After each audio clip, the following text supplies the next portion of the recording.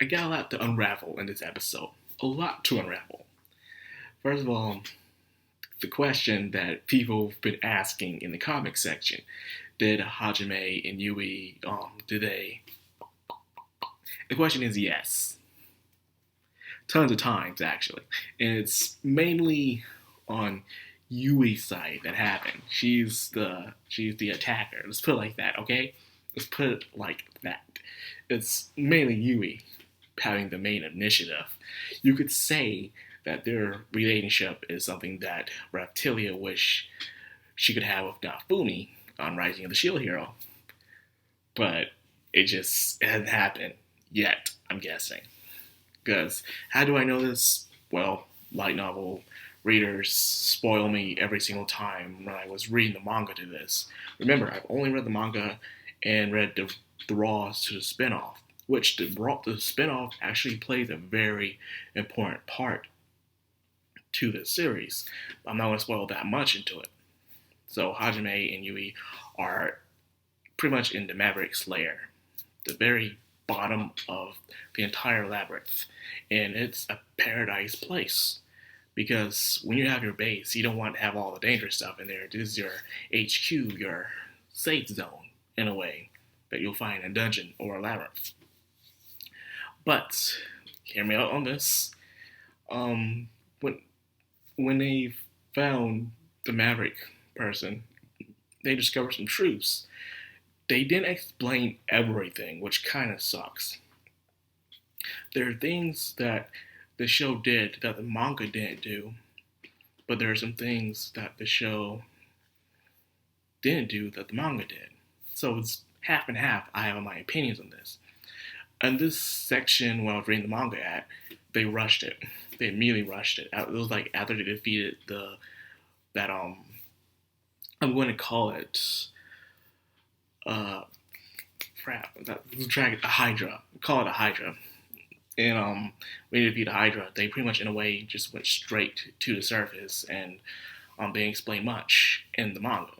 But the anime they actually did at least a bit, showing montages of them preparing themselves before they head to the surface. I just hate that they didn't explain much about Maverick's true intentions and stuff, which really sucks. In a way, history made the Mavericks look like bad people, bad guys who are just out there to fight the gods. But after reading only some of the spin-offs, 'cause the spin-off only have some chapters in English translation, it's not like that. Because when you see the dude in the hologram of the recording, does he look like a bad guy? No, he does. And yes, you can't judge a book by its cover, but trust me, he's not a bad guy in a way. Oscar, which he was pretty much the lord of the labyrinth there, he was not a bad dude. In fact, he was a pretty nice guy with a lot of potential, and he didn't really like what I'm seeing so far in the spinoff. He didn't really like showboating too much. So I'm guessing this is where he ends up at the very end. Probably a tragic tale of Maverick. I'm guessing him and the other Mavericks joined together to challenge the gods, but they failed, so they all went into the labyrinths and hid there, waiting for someone to come by. They'll share their knowledge for someone else who will have the opportunity, looking for that chosen one who would gain the power. So by learning this, Hajime found out that by going through these labyrinths, not only he'll gain power-ups, but he'll probably learn some secrets to going back home, in a way, through summoning magic, as I can guess, anyways. With that being said, he has to go to the other labyrinths and go to the other Maverick layers and collect all their items, learn all their secrets, research, anything they can get their hands on, pretty much. So they now have their goal. Of course, the goal has always been to go back home, but also now they know how to do it. Well, they think they know how to do it is by doing all this stuff. So at least now we have a clear track goal that what Hajime and Yui must do. And it's not gonna be easy. Like, this was probably one of the first labyrinths, so who knows if the other labyrinths will have even stronger creatures, and probably if the other Mavericks will still be alive. Who knows? All we know is that what they gotta do is what they gotta do. Now, that being said, Hajime lost his eye. Like, the dude already lost his arm. He lost his eye, and his freaking hair is white. The dude is just constantly changing through his labyrinths, and who knows what he had to go through. But however, this is his first actual labyrinth, being very deep into it, and just by going this experience alone, he'll now have more. He'll be prepared this time.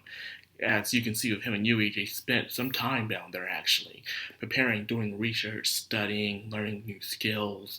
They showed a montage, but some time had passed during those events, and he got an upgrade. You see him making the cards. He's learning to transmute by using creation magic now, by adding minerals and materials to create artifacts. So he just needs to learn the structure in a way, kind of like alchemy in a way, but with a bit of alchemy into it as well.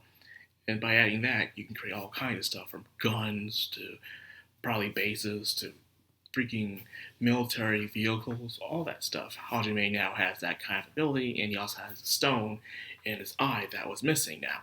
So he's based now. He even has a new artificial arm and all that stuff. He's based. So he is definitely ready for the next labyrinth. But however, how will he take the surface? He's been gone from the outside world for a very long time. But not only that, but also he probably doesn't know much about the outside world in that world, because he was just transported there. He was hanging out inside the kingdom and being trained by the other heroes. So now that he's outside, how will he react to other people? Will he be very cold and distant and mean and just completely a monster? We'll wait and see. Now, the part all y'all want to know about, besides that, is what Yui and Hajime's relationship is, pretty much. It's pretty much a hot topic in this entire series because it works out. Just think about it. How many series can you really name off the top of the hat? Like, where the main character is not this bashful dude who knows when a girl likes him and doesn't play around, don't play dense main protagonist or anything like that. He takes an initiative in a way. But mainly it was Yui who gave the initiative, because despite what she looks like, she's hundreds of years old, so she's not going to beat around the bush. She's a mature person, despite what she looks. So of course she's not going to beat around the bush. She's going to be straightforward with her answers, and Yui is a straightforward kind of person. And because of that, you have no choice to pretty much recognize Yui's attention. That, if you can't catch on to that she likes you by doing all that to you, you are the dumbest person on earth. So, it's impossible. It's impossible. So that being said,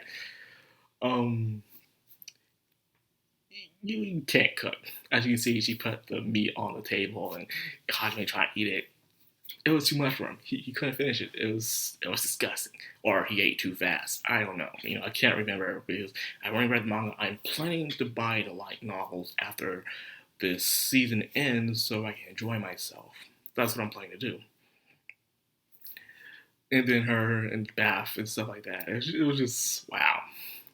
And then him waking up, just grabbing her little precious little bum. I swear. This series has done something that not many series do, where he would wake up and freak out, but instead it was a different way around it. So I guess this can be a breath of fresh air for regular anime watchers, to see that kind of protagonist, and which is really good. Now, they did show some sides with the class going down to the 60th something floor and showing how much they progress, find the Behemoth. Be honest with you, I'm not impressed. Because, the Behemoth was even the strongest creature in the labyrinth. Hajime took down the strongest creature with Yui, and himself. He took down the strongest creature. Now imagine that entire class going down to the lowest floor and taking on the freaking, I keep forgetting his name, the Hydra. Imagine that class taking down the Hydra. They wouldn't stand a chance. They would immediately die. You saw them struggling against the Behemoth, for crying out loud. There's no way they could have fought against the freaking Hydra. Which proven, despite how strong they think they are, they're nowhere near as strong as Hajime. But then again, the difference. This is like someone going to college, and so I'm not hanging on going to college. I've been to college too. Someone going straight to college, and someone going straight out there with the world getting experience.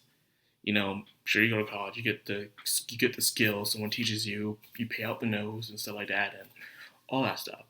You get that, and then you go to the internship, and then you'll probably get a job. You also got the loans and stuff, so you got the skills, but you're still wet with experience compared to someone who goes out there.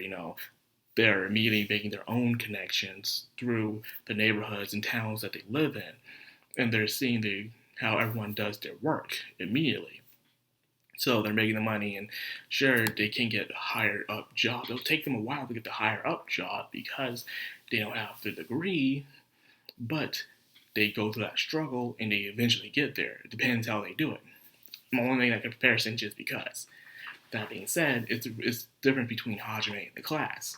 Hajime goes straight out there, getting experience the rough, tough way, no one looking over his shoulder or anything like that, no one holding his hand.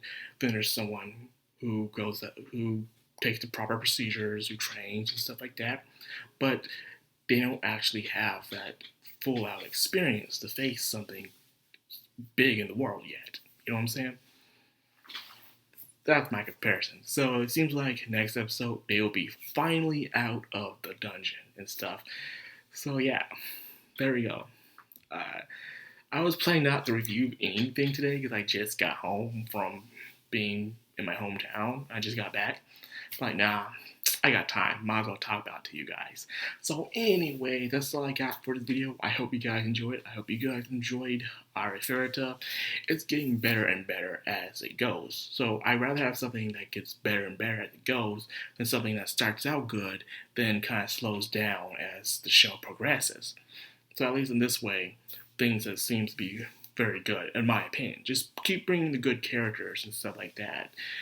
I'm okay with it. So anyways, want to help out the channel, like what I do, like, comment, subscribe, and of course hit that bell icon to get notified every time I upload. Madcrownxox, signing out.